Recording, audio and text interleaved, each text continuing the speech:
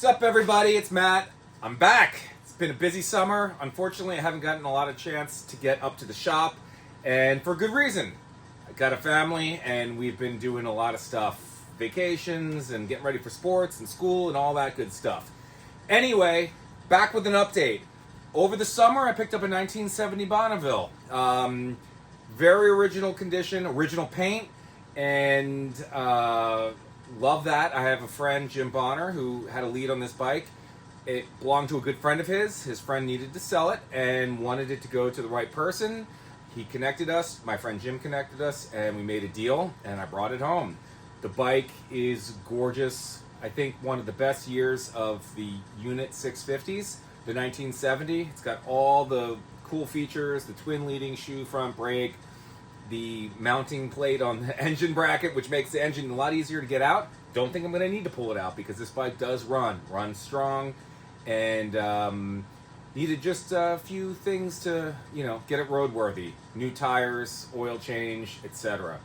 But this episode is going to shift away from the Cub, which is exactly where I left it, incidentally. The front fender is done. Back fender I took off to clean, and it's been sitting there since my last video.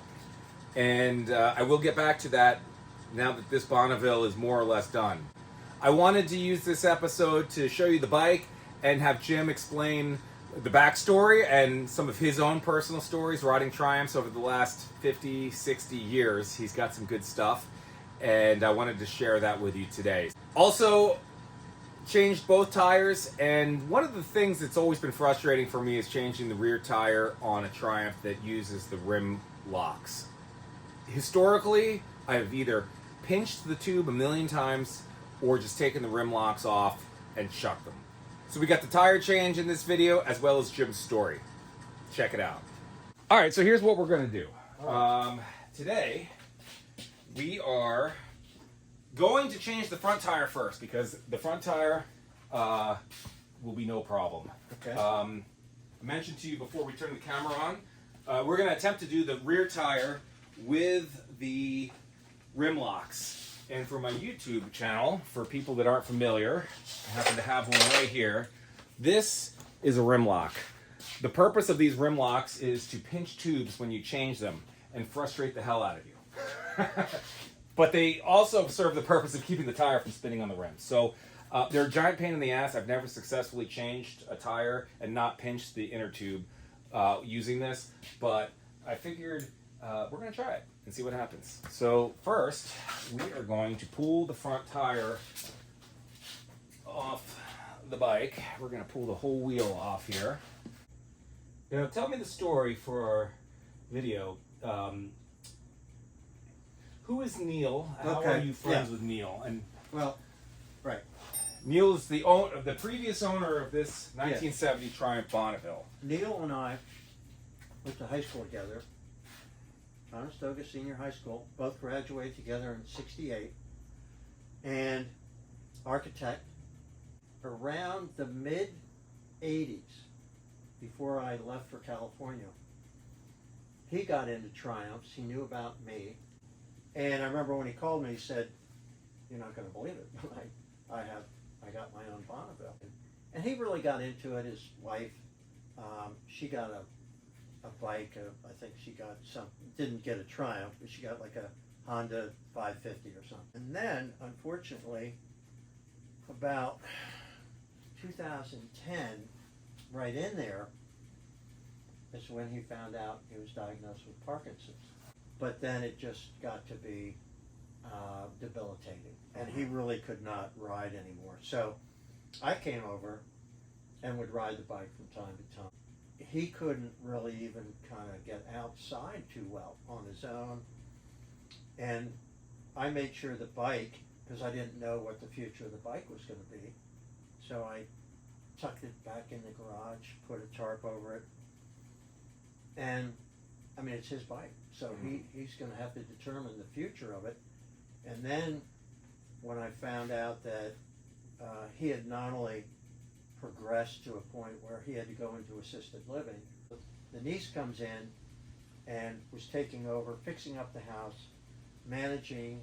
She was the executor of his estate, power of attorney, and you met her. Mm-hmm. And then I realized, you know what? Now I can do something about this bike. For Neal, I mean, did I want to go back and ride it again? Oh yeah, absolutely. But that bike can't just like sit in that garage. Right. And then what really topped it off is when you and I met. Mm-hmm. And then I realized, okay, now this is like meant to be. So tell me the reason why you cannot own a motorcycle.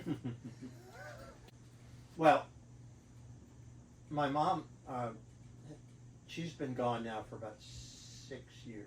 Yeah, 6.5 years. And I took her out for brunch almost every Sunday. And one of our real heart-to-hearts, she said, look, you got to promise me that you won't buy any more motorcycles. But we didn't discuss whether I could ride them or not. Because the key word she said, buy. She said buy, absolutely. Because I had been riding, you know, and then 6 months later she passed away. So I am honoring that, but You needed to find a way to keep this motorcycle in your life true. without physically having your name in the title. That's true. And I had Neal to take into consideration too, because he Yeah. didn't want to send it out of state or Yeah. you know, anywhere. He wanted to keep it close by, and he would have been probably just fine if I purchased it. Mhm. But so you were the godsend. Yeah, and you know, to be honest, when you mentioned that there was a motorcycle in your friend's garage, I was not terribly interested in it until you showed me a picture of the bike. And what struck me about this motorcycle is its originality. The original paint. You just don't find many bikes with the original paint job anymore that is in really nice condition. It's got a beautiful fade that you cannot fake. But there really aren't any major blemishes on this bike outside of just like stuff that you would expect to find on a 50-something-year-old motorcycle, just like little bits of paint rubbed off in the most perfect way. And this bike has all the original components on it. You know, in some of my other videos I've mentioned with my Cub that's still up on the lift, sadly, how much I appreciated that bike because of all the Right. original hardware and all the original things that you don't find on bikes. And here's another example of that. And what I would hate to see is this to fall into the hands of someone who thought, wow, this is a great candidate to restore.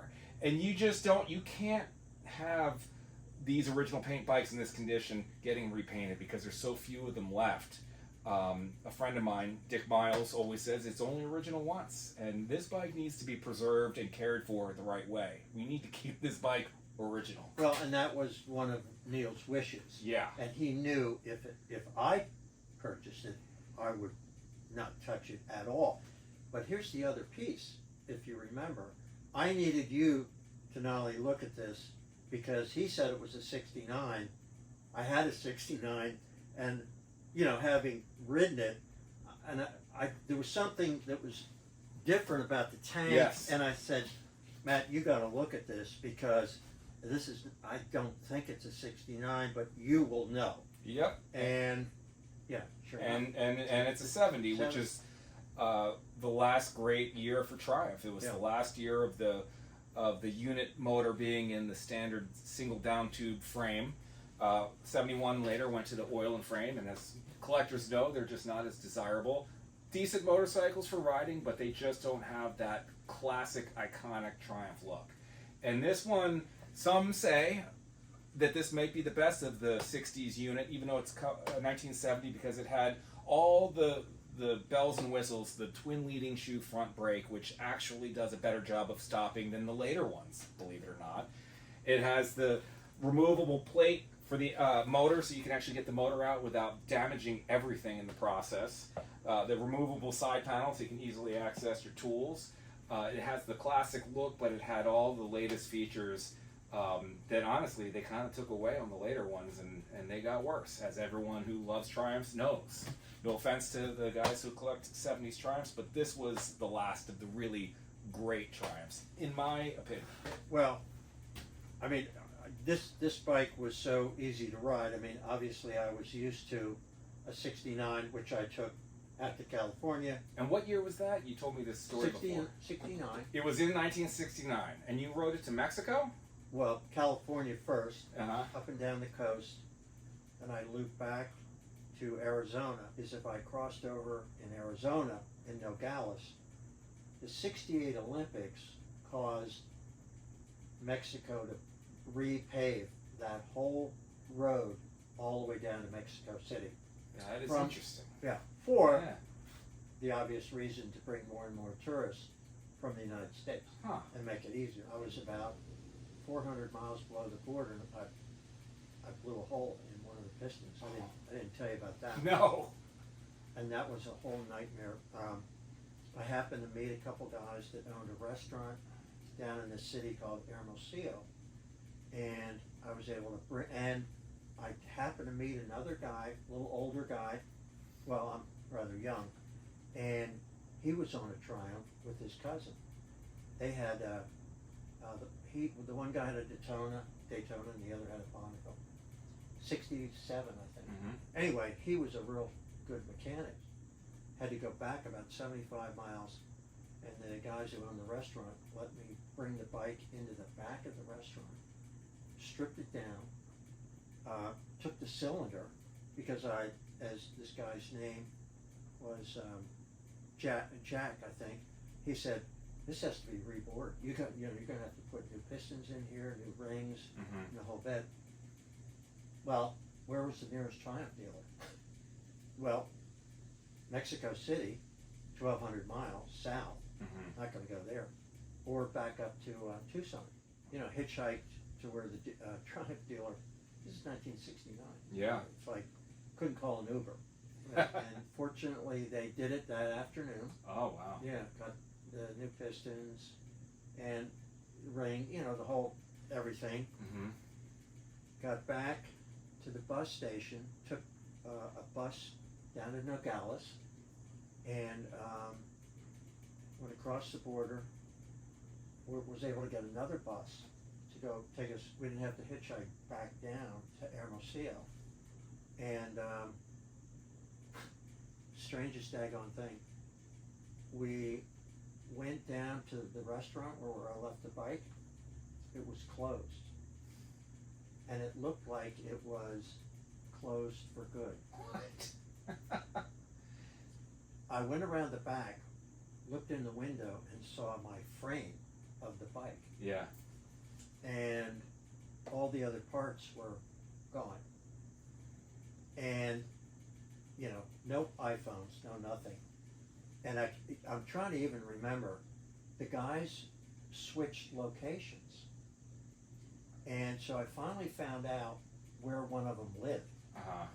And they responsibly took everything. They couldn't move the frame. They didn't quite know how to move the frame. Uh-huh. And took them to his house. Wow. So then all they had were cars.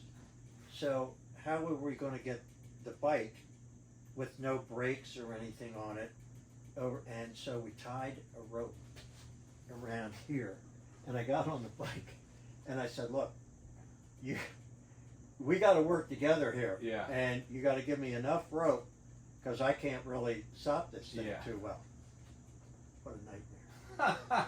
Thank God I could ride a motorcycle Yeah. and use my feet, and finally got it there. And then thank goodness for Jack, and then we put it all together, and then I continued on, and I think I told you the story of the Hells Angels and the whole bit. Tell us the story again while we're taking this wheel off. Okay.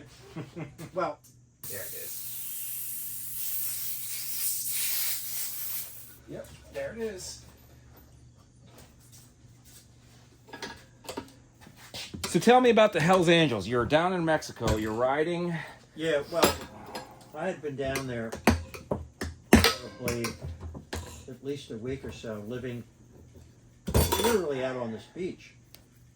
And, you don't really even have anything close to like a cabin or anything like that. Yeah. It's more these kind of shelters that have palm frond kind of roofs over it, and it's pretty open, and so it was just in case you get a tropical shower or something, you can get underneath that, Right. especially at night. And so I was on my way back. It was later in the afternoon, and I had taken the back pipes off, so I had 2 straight pipes, Yeah. and I was trying to get some of the salt and stuff off of them. So I just, for riding around that day, I just left them off. Well, you know what that sounds like. Yeah. It can be rather loud. And so I'm coming down kind of the straightaway back where I stayed on the beach, and there was a big dude that was out in the middle of this road. It's a little beach road. It's like barely even 2 lanes. Uh-huh. And I mean, he was huge Yeah. and big, lots of hair and stuff. And I'm thinking, who the hell is this guy? And he's got his hands raised, and he's standing right in the middle of the road. And I'm thinking, the closer I got, I realized he wanted me to like slow down and stop. Yeah. So I did, and he goes, so I heard the fight, and he said, first thing out of his mouth was, he said, so how did you get this bike down here? Did your daddy like fly your bike down or something? And I said, no. What are you talking about? He goes, well, what are you, some like rich kid, down here on like a college break or something? I said, no, not at all. And he walks around and he goes, whoa, Pennsylvania plates. He goes, where are you from? I said, Philadelphia area. And he goes, so you came all the way from Philadelphia? I said, well, yeah. He goes, and so he asked me a few more questions. Yeah. And he said, well, I'll tell you what, it's interesting. I mean, I like your bike, but I want to show you some of our bikes. And I'm thinking, who the heck is this guy? And so I parked and I walked around. He goes, let me, here's our bikes. And I looked in, and they were all choppers. Yeah. They were all Harleys, tricked out, extended forks. I mean, some really amazing looking choppers, Right. In the true sense of the word. Not that I knew that much about choppers, but I'd seen a few, being in California for as much as I saw at a distance, Yeah. So he goes, so what do you think? I said, impressed. But what I didn't say to him is what really impressed me, because behind the bikes, along this back wall, were their colors. Uh-huh. The jean, Yeah. semi jackets that said Hell's Angels 1% Oakland, CA. Yeah. And And you were familiar with who they were. I was, because I had at least seen them, and I knew the real McGilla, so to speak. Yeah. And then I saw some of the other guys, and it's like, whoa. And they were all they had on was like cut off jeans and stuff. Yeah. And so I couldn't really tell, but when I saw all their gear and stuff, and I thought, oh brother. Did you feel like you were in potential danger at that point? Or did he make you feel at ease? No, he, as a matter of fact, he goes, look, he goes, here's the thing. If you run into any trouble with anybody, you know where I am and you know where we are. Come down and see me. Wow. And I thought to myself, I don't even want to think about what trouble I might be getting into that I would need these guys. So that was an interesting experience. But he said, man, kid, I give you a lot of props, man, for driving that bike out to California. Yeah. Oh, and of course then he told me where they were from in Oakland. And he said, look, next time you're up in Oakland, you gotta find me. Yeah. And I thought, yeah, let me clear that with my mom. Yeah, I'll be sure to look you up. That was an interesting year. I was actually gone about 10 and a half months total. And all of this on the motorcycle? all on the motorcycle. And where were you staying? Like, did you have money for rooms, or were you just... I would probably sleep outside more than anywhere. Yeah. I Yeah. occasionally would find like maybe a hacienda or like a boarding house, but I didn't have the money to do anything but get gas and, food and just kind of that kind of thing. Right. Let's see if I can't get that rear tire on the ground. Those studs need to line up on that groove. The axle. Back it up just a hair again. I need to get that brake stay. There it is.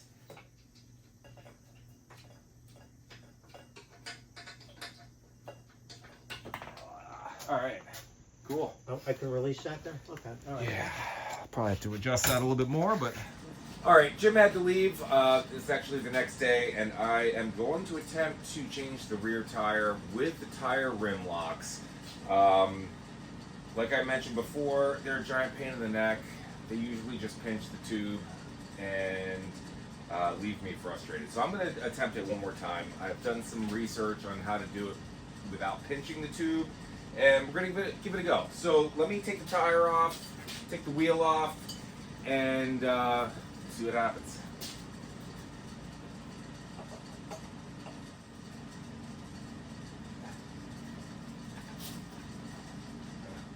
This thing hasn't been off in a while, so I'm going to throw it in the parts washer and wash it.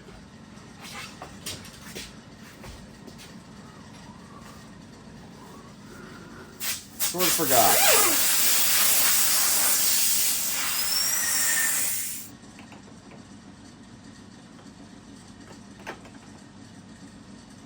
All it takes.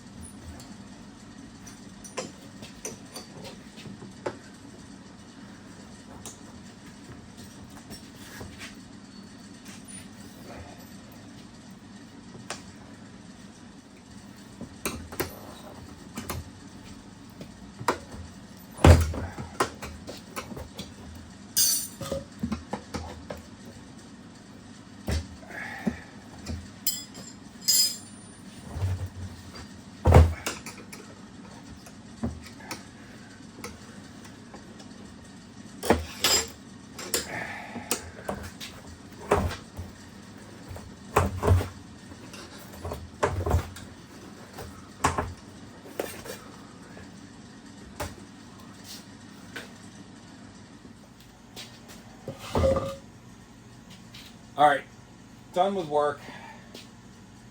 Gonna attempt to mount this tire now. So, first things first, I use Bead Buster. This is a water-based lubricant to ease the rubber going over the rim. This helps tremendously. All right, I've got one side of the tire on the rim, and I'm gonna put the inner tube in now. I got this tool. I don't even know where I picked it up. I'm sure Motion Pro makes one, but it's a combo tool. It's got a Schrader valve removal tip, and then this also threads into the Schrader valve when the Schrader valve is out. So obviously you have to take the tip out and then thread this into the open stem of your inner tube.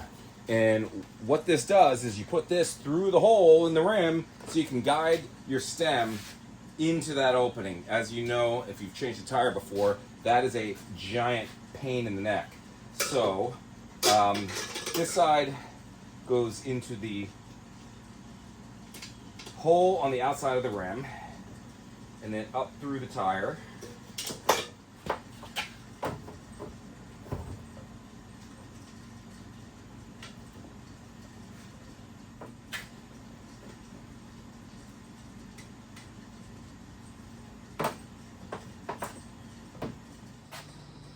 Whew, that was exhausting.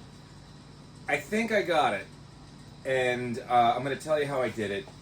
The truth will be tomorrow morning when I come out here and see if this tire still has air in it. But after doing a little research on rim locks, found a trick on one of the Triumph forums about using the rim bands to hold the rim lock in place. Now normally, from the factory, this rim band goes around the inside of the rim to protect the spokes, protect the tube from getting punctured by the spokes. And this rim lock sits over top of it like so. The trick that I read is you put the rim lock in first,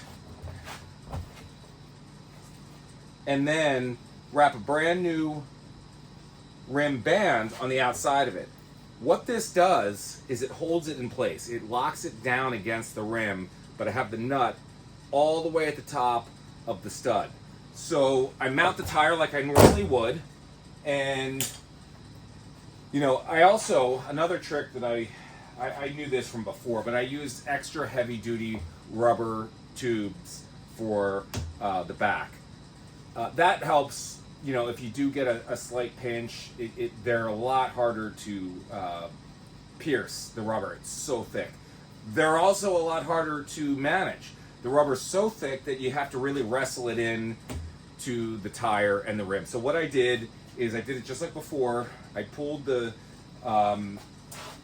Schrader valve through the rim using this tool, and I sort of had to wrestle with it. I mean, the rubber tube did not want to bend enough to get that Schrader valve at a straight angle to come through the hole, because it's really tight. But I got it in, mounted it like I normally would, just being careful to not pinch the tube while I was going around with my tire irons. When I got to the final stage, if you've ever done this before, you'll know exactly what I'm talking about. These rim locks will be on the outside of the tire bead. So the tire, right at these rim locks, they'll be pressed in. And it's obvious when you do it. So what I had to do is I used, actually, it was fine on one side, it was pressed in on the other side. And I carefully used my tire irons to pry the tire away from the rim lock. And once I got it far enough away, I was able to push that stud up against the inner tube, which had a little bit of air in it, and then let the tire bead hit the rim, and then the rim lock pushes back down because the band's holding it in place. And it worked. It actually worked really surprisingly well. What a pain in the ass. But first try with that technique and using a thicker inner tube, I got this thing mounted, and it is holding air as of right now. It's been in place for 10 minutes now. I should have filmed the process, but to be honest, it was long and boring, and I was it's also late. So I'm gonna go to bed. I'm gonna come back tomorrow and see if this thing still has 30 psi in it, and fingers crossed we might have gotten it. So that means this can go back on the Bonneville, and I just have to do a couple carb clean fiddling things here and there, put fresh oil in it, and pretty much ready to go, I think. We'll find out. So anyway, see you tomorrow. What's up, everybody? I'm back next morning, and I'm super stoked to announce that the tire held air. So now I just got to mount it on the bike, and we're good to go.